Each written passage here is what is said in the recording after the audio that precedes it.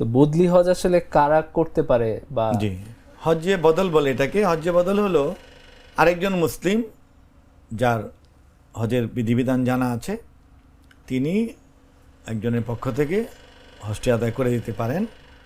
যিনি করাচ্ছেন তিনি তাকে আর্থিক যে খরচটা দিয়ে দিবেন, এটাই নিয়ম। এই ক্ষেত্রে যিনি আগে নিজের হজ করেছেন তাকে দেওয়া উত্তম, তাকে দেওয়া নিরাপদ। আর যিনি আগে হজ করেননি তাকে দেওয়া হলো, তিনি যদি আমানতদার না হন, তিনি নিজের নিয়ত করে ফেলেন যে আমি হজ করছি, আমার হজ, নিয়তের সময় উনি বললেন যে আমি আমার হজ করছি, তাহলে তো একটা বিঘ্ন ঘটে গেল।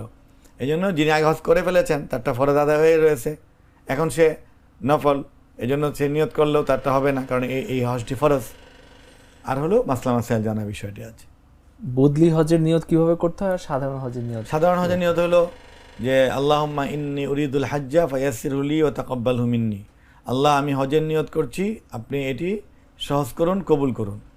আর বদলি হজে বলতে হবে আল্লাহুম্মা ইন্নী উরিদুল হাজ্জা মিন আবি আও উম্মি আও আখি আও ফুলান, মানে আল্লাহ আমি হজে নিয়ত করছি আমার বাবার পক্ষ থেকে, আমার মায়ের, আমার খালার বা অমুক সাহেবের, অমুক ভাইয়ের, এটা বলে তারপরে আপনি সহজ করুন, কবুল করুন। শুধু নিয়ত করার সময় বলবে অমুকের তরফ থেকে করছি, বাকি কাজগুলোর সময় মনে না থাকলে হবে, বা কাজ সে করতে থাকবে একাধারে।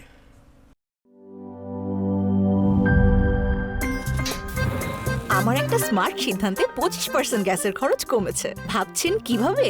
সাধারণ গ্যাস স্টোভ বদলে আমি এনেছি আরএফএল গ্যাস স্টোভ। এর সাইন্টিফিক নজল ও ব্রাস বার্নার ক্যাপ সমানভাবে তাপ ছড়িয়ে রান্না করে দ্রুত, তাই গ্যাসও বাঁচায় 25%, টাকাও বাঁচে 25%। আরএফএল গ্যাস স্টোভ নিরাপদ ও গ্যাস সাশ্রয়ী।